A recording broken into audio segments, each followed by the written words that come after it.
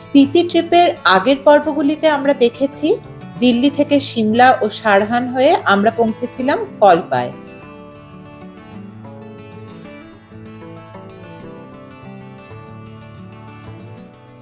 কল্পা গ্রামে একদিন কাটিয়ে আমরা আবার বেরিয়ে পড়েছিলাম টাবোর উদ্দেশ্যে।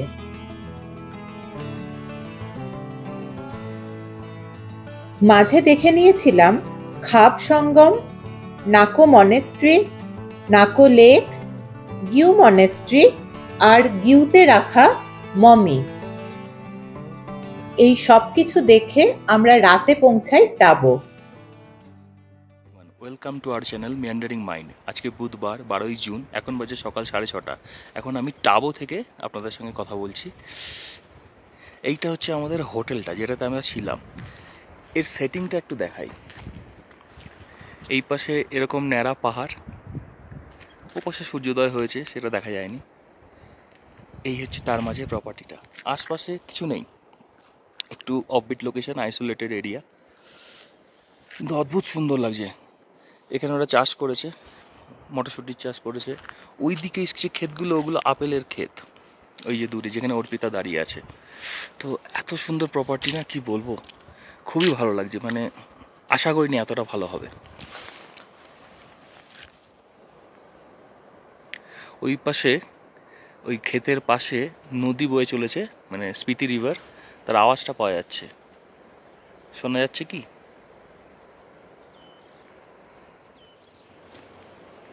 এটা আমার হোটেলের পেছন দিকটা, ওই দিকে নদী আর ওই দিকে স্নোক্যাপ মাউন্টেন্স। সকালবেলাটা এত সুন্দর অনেক দিন দেখিনি, অদ্ভুত অদ্ভুত। এটা আমাদের প্রপার্টির ছাদের থেকে দৃশ্য দেখাই, এরকম লাগছে ছাদ থেকে, খুবই সুন্দর। এই দিকে, এই যে যেদিকে ঘোরাচ্ছে ক্যামেরাটা, ওই দিক বরাবর স্পিতি রিভার বয়ে চলেছে। আর এরকম অনেক স্ট্রিমস, এই যে নিচে একটা স্ট্রিম যাচ্ছে, এরকম অনেক স্ট্রিমস গিয়ে নদীতেই গিয়ে পড়ছে, এই দিকে যাচ্ছে। আর ওই দূরে একটু জুম করছি, এখান থেকে হালকা নদীটা দেখা যাচ্ছে। ওইখানে অ্যাকচুয়ালি পাহাড়ের পাশে খাদ আছে, দেখা যাবে না, তাই আমি যেতে পারলাম না, ওরা আমাকে বললো। তো খুবই ভালো। আর অ্যাকচুয়াল টাবো গ্রামটা হচ্ছে ওই সামনে, যে সেটিংসগুলো দেখা যাচ্ছে, যে সেটেলমেন্টসগুলো, ওইটা হচ্ছে টাবো গ্রামটা। একটু ক্রাউডেড, বাট সুন্দর, সেগুলো সুন্দর, খারাপ নয়।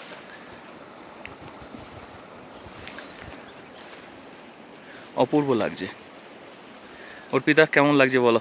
সুন্দর, দারুণ সুন্দর, খুব সুন্দর, ভালো লাগছে, ফ্রেশ এয়ার, যেটা আমরা পাই না। এটা আজকে আমাদের সকালের ব্রেকফাস্ট। আমি তো নিয়েছি একটু পেঁপে, একটু পোহা আর অমলেট।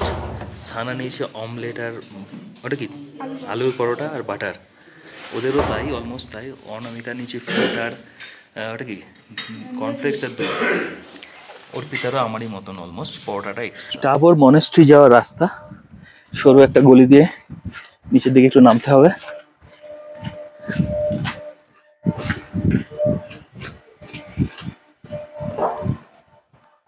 এখানে প্রচুর হোমস্টের কনস্ট্রাকশন হচ্ছে। সংখ্যা এত বেড়ে গেলে পরের দিকে এই যে নেচারের যে সৌন্দর্য, সেটা হয়তো একটু হলেও লস্ট হয়ে যেতে পারে। এটা হচ্ছে টাবর old মনেস্ট্রিটা, which established at 996 AD। এটা কিন্তু সত্যি দেখে পুরনো বোঝা যায়, দারুণ লাগছে, খুবই সুন্দর। আর নিউ মনেস্ট্রিটা এইদিকে, এইদিকে একটু এলে একটা কোর্ট ইয়ার্ড আছে, তারপরে এটা হচ্ছে নিউ মনেস্ট্রিটা। এটা হচ্ছে নিউ মনেস্ট্রি।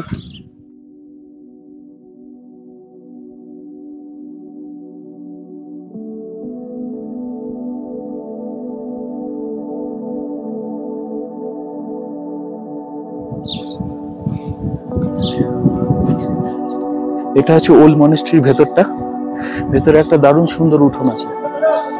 এদিকে একটা ফ্ল্যাগ আছে, যেটা এদের কাস্টমারি সব জায়গাতেই থাকে। পুরো প্রাঙ্গণটা এরকম দেখতে।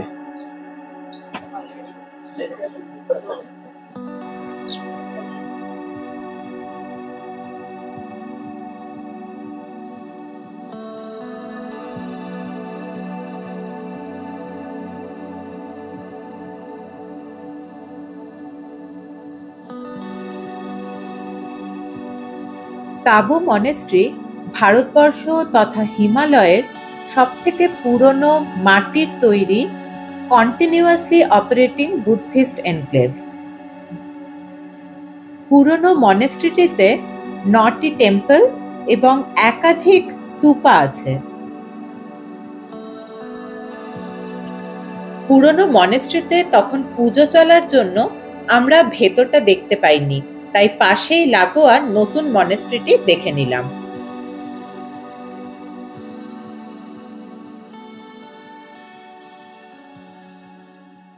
টাবু মনেস্ট্রির এক্স্যাক্ট উল্টো দিকে পাহাড়গুলোর ওপর কিছু গুহা আছে, যেখানে আগেকার দিনে নাকি বৌদ্ধ সন্ন্যাসীরা ওনারা আর কি তপস্যা করতেন। তো ওগুলো দেখতে যাব। তো এই সিঁড়ি বেয়ে ওপরে উঠতে হবে, এই সিঁড়ি বেয়ে পাহাড়ে উঠতে হবে, পাহাড়ের ওপর তারপরে খাড়া রাস্তা আছে। এমনি খুব ইজি ট্রেক আছে, মানে হাইকিং আছে, তো ইজিলি কেউ একটু ফিট থাকলেই যেতে পারবে। তো দেখি আমরাও ট্রাই করি। এখান থেকে তো সিঁড়িটা অলমোস্ট শেষ, তারপরে পাহাড়ের ওপর মাটি কেটে কেটে রাস্তা করা, পাথর কেটে কেটে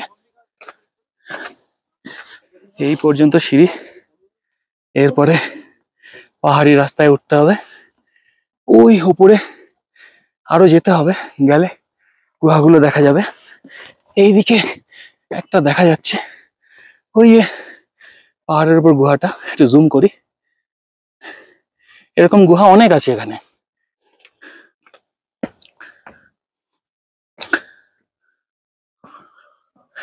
উপর থেকে ভিউটা দেখো, ব্রেথ টেকিং ভিউ উপর থেকে। কি ভিউ গো অর্পিতা, অসম ভিউ। এই যে পেশেন্টরা আসছে সব, বড় পেশেন্ট পেছনে দাঁড়িয়ে ও ছবি তোলার ভান করে এখন অ্যাকচুয়ালি হাঁপিয়ে নিচ্ছে। একটু এগোনো যাক। এখানে রেস্ট নেওয়ার জন্য সিঁড়ি করে করে দিয়েছে, চেয়ার করে দিয়েছে, যে বসবে বসে নাও।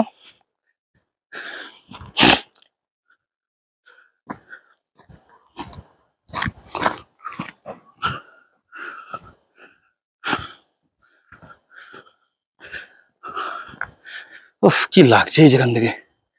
চশমাটা খুলে দেখি একটু, অদ্ভুত লাগছে।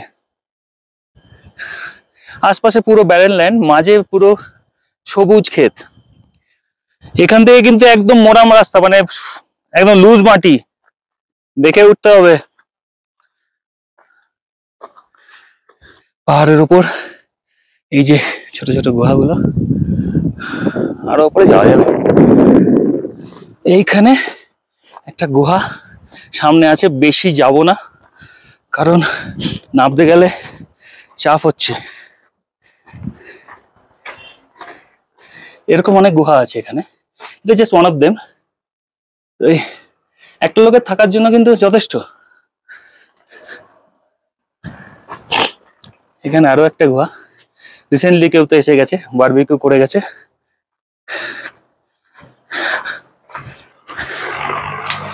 এই এক্সপিরিয়েন্সটা কিন্তু বেশ মজা লাগছে।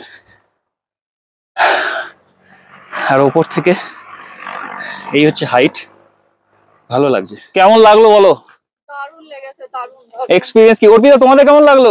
আমারই ভালো লাগে। কেন কেন কেন লাগেনি? আমি লাস্টে করতে পারিনি, আমার ভালো লাগেনি। ওকে, যারা গেছিল তাদের ভালো লেগেছে, যাদের ভালো লাগেনি তাদের পরে ভিডিও দেখিয়ে দেবো। এখন আমরা যাব ধনকার মনেস্ট্রি থেকে বেরিয়ে ধনকার যাচ্ছি, ধনকার মনেস্ট্রি। রাস্তায় স্পিতি রিভারটা এতটা ক্লোজ, মানে আমরা কখনো এতটা ক্লোজে আসিনি। মানে এখানটায় দাঁড়ালাম, অদ্ভুত সুন্দর। মানে আমার তো শব্দচয়ন বেশি নেই ভালো খুব একটা, কিন্তু বুঝে নিন, মন একেবারে পরিপূর্ণ।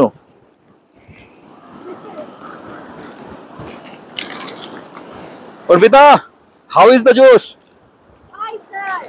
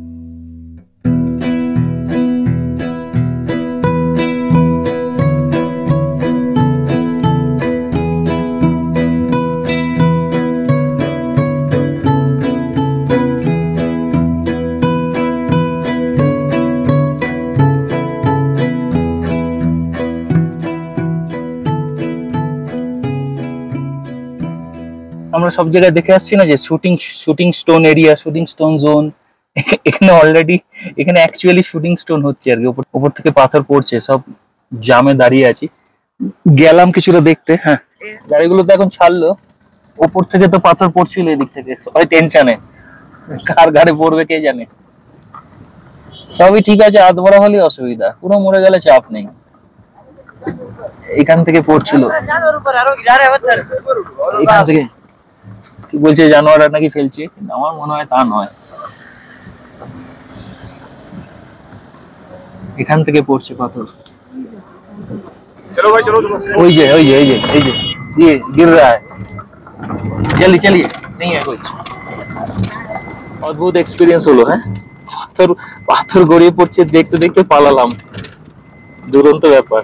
এই রাস্তাটা যাচ্ছে কাজা, আর এইদিকে ডান দিকে একটা ডাইভারশন আছে, এটা দিয়ে আমরা ধনকারের দিকে এগিয়ে যাবো। ধনকার মনাস্ট্রিতে এখন যাবো আমরা। ধনকার যাওয়ার পথে ওপর থেকে নিচে স্পিতি রিভারটাকে এরকম লাগছে, অনেকটা উঠে এসেছি ধনকারের রাস্তায়, নিচে নিচে স্পিতি রিভারটা ভ্যালিটাকে এরকম লাগছে।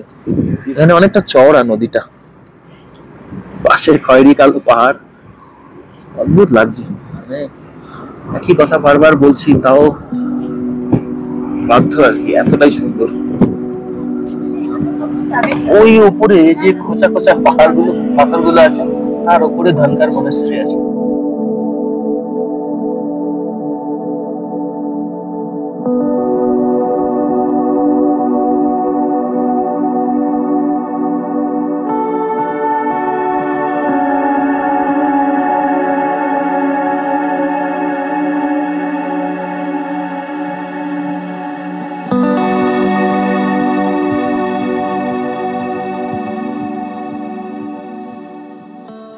বাজে দুপুর 1টা। আমরা ধনকার মনাস্ট্রিতে এসেছি, কিন্তু তার আগে প্রচণ্ড খিদে পেয়েছে, শরীর ক্লান্ত হয়ে আছে, তাই একটা রেস্টুরেন্টে এসেছি। রেস্টুরেন্ট থেকে মনাস্ট্রিটার ভিউটা সামনে, মনাস্ট্রিটাই পাহাড়টার ওপরে উঠতে হবে, ওখানে পাহাড়গুলোর ফরমেশন, রক ফরমেশন ঠিক এরকম। আর ওই যে ওই যে এই জায়গাটা হচ্ছে রিভারটা, স্পিতি আর পিন রিভার এসে ওখানে মিলেছে। মনাস্ট্রির একদম উপরে একটা ভিউ পয়েন্ট আছে, ওটা থেকে এইটা হচ্ছে ভিউ। কিছু বলবো না, জাস্ট উপলব্ধি করি।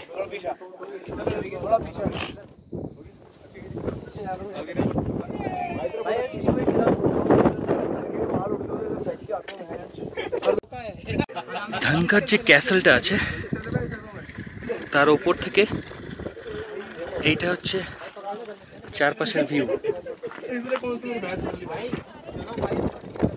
নিচে পিন রিভার আগে গিয়ে স্পিতি রিভারের সঙ্গে মিট করেছে কনফ্লুয়েন্সে। মনাস্ট্রি যাওয়ার রাস্তা এটা রিলেটিভলি ইজি। এই যে পাহাড় কেটে কেটে বানিয়েছে, অসম, খুবই পুরনো, জাস্ট দেখলেই বোঝা যাবে।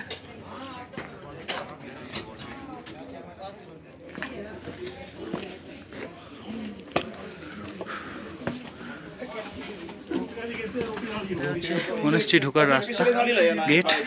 ভেতরে তো ফটোগ্রাফি প্রহিবিটেড, তাই আমি আর ফটোগ্রাফি করব না, এখন বন্ধ করছি। এরকম একটা গুহা মতো আছে, এখানে একটা আসন পাতা আছে, পুরোনো দিনের একটা সিন্দুক।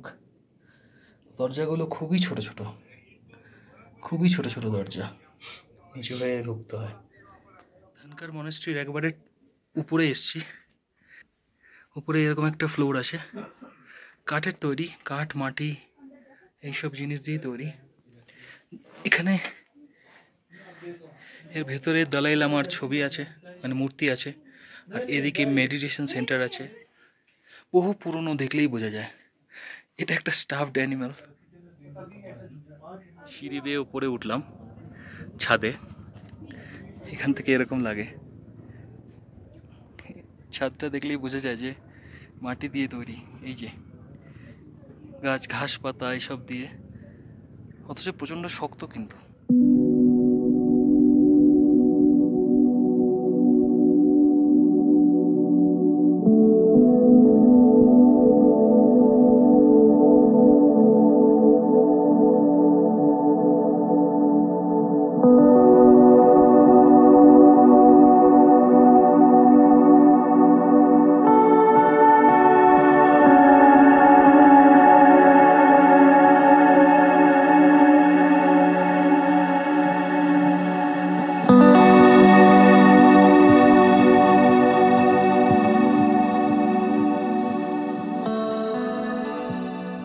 সাথে আমরা আমাদের হোমস্টেতে জাস্ট এন্টার করলাম, সবে আনপ্যাকিং শুরু হয়েছে। হোমস্টের নাম জর্ডান হোমস্টে। এটা অ্যাকচুয়ালি কিছুটা, এটা জেনুইন হোমস্টে, মানে এরা সব এক বাড়িতেই থাকে। এদের এই এই নিজেদের থাকার ঘরগুলোকেই আমাদের আর কি থাকতে দিয়েছে। এই ছবি টবি রাখা, ওদের পার্সোনাল ছবি সব রাখা, তো একদম ট্র্যাডিশনাল ঘর। ওপরের সিলিংটা দেখলেই বোঝা যাবে। আর এই হচ্ছে সেটিং। এখানে একটা বেড কিন্তু অনেক দিয়েছে। এখানে একটা সিঙ্গেল বেড, নিচে একটা ম্যাট্রেস, চাইলে ওখানে কেউ শুতে পারে, গাদা কম্বল দিয়েছে। আর এখানে একটা ডবল বেড, যেটাতে 3 জন তো শোয়াই যায়। এসেই চা দিল আমাদের। সানা চা খাচ্ছে ঝেড়ে, অন্যদিন চা খায় না, আজকে চা খাচ্ছে। আমার চাটা কই? হ্যাঁ, এই যে আমার চা। রুমটা সত্যিই ভালো। কিছুটা ওই ইউরোপে বা আমাদের দেশে হোস্টেল কনসেপ্টে কমন টয়লেটের যে কনসেপ্ট থাকে, সেই কনসেপ্ট আছে। মানে ওপরে একটা টয়লেট কমন আছে, নিচে একটা টয়লেট কমন, তবে ক্লিনলিনেস টপ নচ, সার্ভিস ভালো, মানে ভালো, বেশ ইন্টারেস্টিং। আর একটা ঘর দেখাই, একটা কমন রুম আছে। এইটা হচ্ছে ওদের কমন রুম। আমার ধারণা এই যে এখানটাতে ওরা এইগুলোতে কুকিংয়ের ব্যাপার ট্যাপার হয়, এখান থেকে ধোঁয়াটা বাইরে বেরোয় এবং জায়গাটা হিটও হয়। তো এইখানে সবাই একসাথে বসে খাবে, গল্প করবে। সেম কনসেপ্ট যে হোস্টেলের যে কনসেপ্ট, সেরকমই ব্যাপার। নিজেদের ওদের সব মেডেল ফেডেল, ওরা যা যা প্রাইজ পেয়েছে সেগুলো সব ডিস্ট্রিবিউট করে রেখেছে, হ্যাঁ ডিসপ্লে করে রেখেছে। তো বেশ অথেন্টিক একটা সেটিং আছে এখানকার আর কি, লোকাল সেটিং, ভালো লাগছে। আরেকটা ঘর যেটা আমাদের আছে সেটা দেখাই। তোমাদের ঘরে কি আসবো? এই ঘরটা আরেকটা ঘর। এই ঘরটা বেটার রে, ওদের ঘরটা বেটার।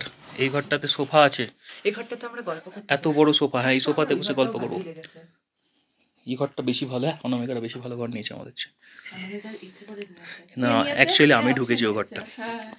তো ব্যাপার যেটা হচ্ছে, কালকে যেরকম হোটেলে ছিলাম সেটা ছিল out and out professional setting, but খুবই ভালো। এটা আউট অ্যান্ড আউট একটা হোমলি ফিলিং আছে, এটাও খুব ভালো। তো দুটো দু রকমের এক্সপিরিয়েন্স, আশা করি এনজয় হবে।